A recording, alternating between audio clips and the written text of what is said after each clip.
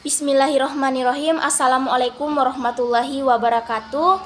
Sebelumnya perkenalkan, nama saya Sri Wahdini dari Administrasi Publik Reguler 4 semester 6. Baik, langsung saja di video kali ini saya akan memaparkan pembahasan mengenai tentang peranan data dan statistik perencanaan. Di slide selanjutnya, pengertian data dan statistik. Nah, data merupakan sekumpulan informasi atau juga keterangan-keterangan dari suatu hal yang diperoleh dengan melalui pengamatan atau juga pencarian ke sumber-sumber tertentu. Nah, data yang diperoleh namun belum diolah lebih lanjut dapat menjadi sebuah fakta atau anggapan. Nah, sedangkan statistika adalah suatu pengetahuan yang berhubungan dengan metode pengumpulan data, pengelolaan data, analisisnya, dan juga penarikan kesimpulan dengan berdasarkan kumpulan data serta penganalisisan yang dilaksanakan. Nah, di slide berikutnya yaitu peranan data dalam siklus perencanaan pembangunan. Nah, apa sih peranan data dalam siklus perencanaan pembangunan? Yang pertama adalah penyusunan rencana, yang kedua penetapan rencana, yang ketiga pengendalian pelaksanaan rencana, dan evaluasi pelaksanaan rencana.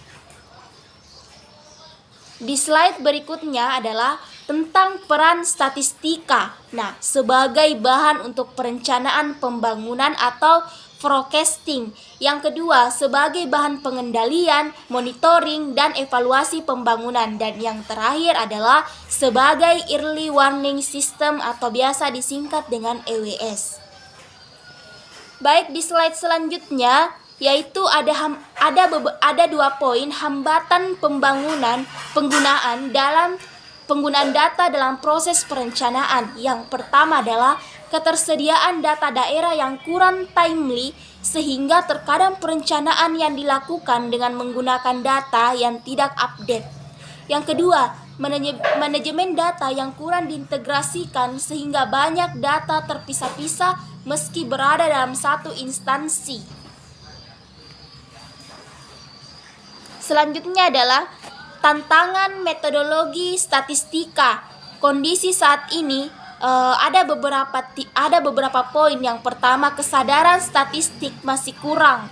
Yang kedua, infrastruktur kurang memadai dan tidak merata. Yang ketiga, jumlah sumber daya manusia dengan kompetensi statistik terbatas dan tidak merata. Nah, adapun kondisi idealnya yaitu di setiap bidang atau OPD terdapat sumber daya manusia yang memiliki kompetensi statistik dan infrastruktur yang mendukung.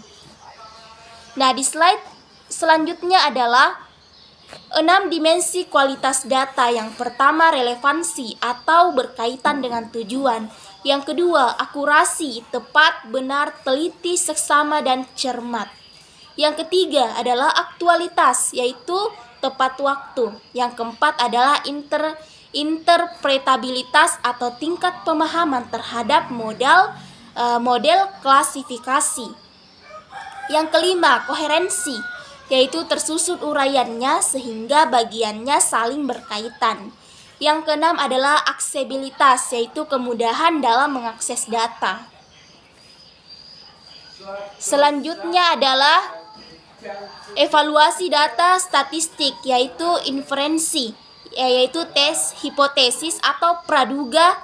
Yang kedua adalah post enumeration survey. Yang ketiga adalah jumlah sampel yang digunakan. Yang keempat adalah metode pengumpulan. Yang kelima adalah ruang lingkup. Yang keenam adalah sumber, dan yang terakhir adalah explainable.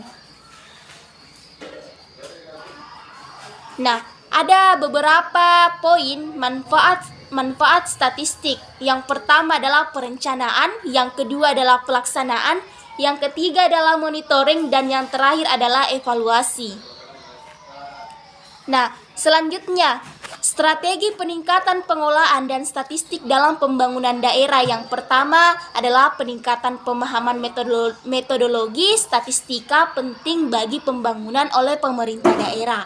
Yang kedua, peningkatan jumlah dan kualitas sumber daya manusia dengan kompetensi statistik perlu diperhatikan. Yang ketiga, sinergitas data dan Awareness statistika antar OPD sangat diperlukan dalam mendukung pembangunan oleh pemerintah daerah. Dan selanjutnya adalah sistem data yang terintegrasi segera diwujudkan untuk mendukung pembangunan oleh pemerintah daerah. Selanjutnya adalah 4 kualitas data. Yang pertama, valid atau sahih, yaitu mengukur apa yang harus diukur. Yang kedua, tidak bias atau akurat sesuai dengan karakteristik populasi yang diukur. Yang ketiga, presisi atau keragaman rendah. Dan yang terakhir adalah relevan, up to date, yaitu data terkini. Mungkin itu saja pemaparan presentasi yang dapat saya sampaikan pada video kali ini. Billahi fisabilillah fastabiqul khairat. Assalamualaikum warahmatullahi wabarakatuh.